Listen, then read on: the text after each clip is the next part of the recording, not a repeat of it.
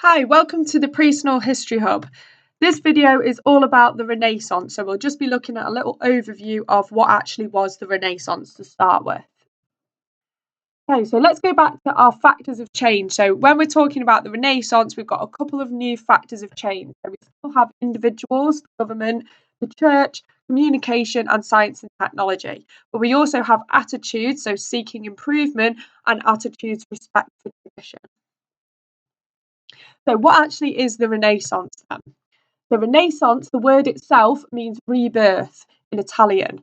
The Renaissance period was a time of reborn interest in Greek and Roman ideas, books, buildings, and sculptures, which began mainly in the 1400s.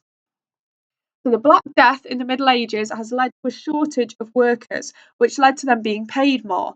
So many people had spare time and money, and they used this time and money on educating their children. Over time, this education is what helped to trigger the Renaissance. By the time of the Renaissance, people began to take an interest in what the ancient Romans and Greeks had written. In the Renaissance, people admired the Greeks and how they had challenged old ideas, so for example, like gods causing disease. As a result, they came to realise that many of their current ideas were actually wrong. So, for example, they came to realise that Galen had not known everything. This meant they began experimenting with their own ideas, and people thought it was now important to ask questions and challenge things. Educated people in the 1500s began to worry that any translations of Galen written in the Middle Ages might be wrong. Their experiments led to progress in all kinds of areas such as art, literature, technology, and of course, medicine. But of course, not everybody agreed. Many people stuck with tradition. They defended the old ideas, saying that it was wrong to challenge Galen, and there was a battle really in this period, 1500 to 1700, between tradition, where people wanted to keep the old ideas, and change, where people wanted improvement. So, what were some of the important breakthroughs of the Renaissance? The invention of the printing press in the 1450s was a crucial development which helped change ideas in medicine. By 1500, books could be made more quickly and were cheaper to buy. This allowed new ideas to spread quickly. So there's an example of what a printing press looked like. Thomas Sydenham was a doctor who made progress in how to diagnose diseases. He said that each disease was different and that it was important to identify the exact disease so that the correct treatment could be used. He believed in going to the patient's bedside, taking their pulse, observing, and noting down their symptoms of illness. He became known as the English Hippocrates. Sydenham was the first to write down detailed descriptions of many illnesses.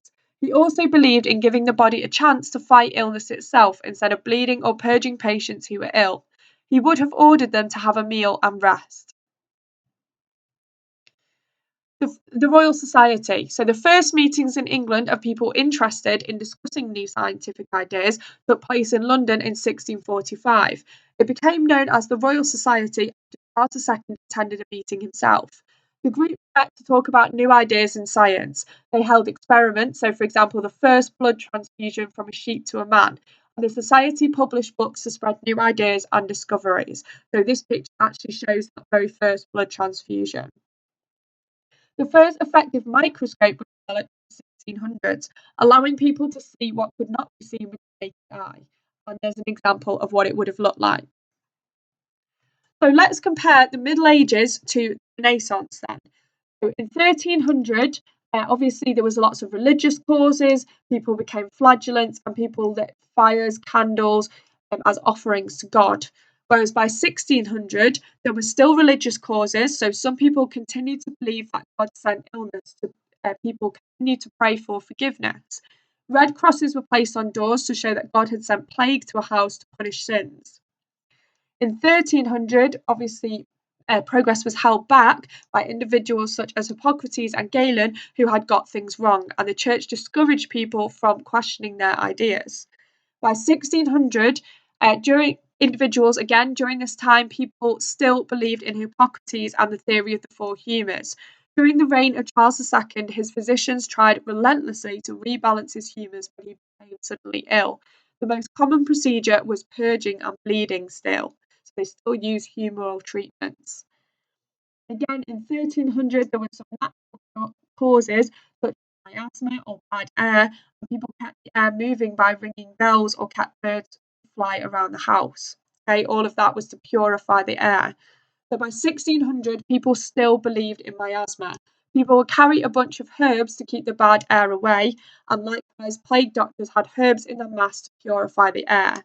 Fires were lit in the street to cleanse the poison air, and some people during the plague left London to escape from the bad air, just like they had done during the Black Death. But despite all of these great breakthroughs during the Renaissance, a lot of the causes of ideas are actually quite similar to the Middle Ages. Okay, thanks for listening. Don't forget to subscribe to the Preschool History Hub. In the next couple of videos, we'll be looking at some of the key individuals in the Renaissance, such as Vesalius and Harvey.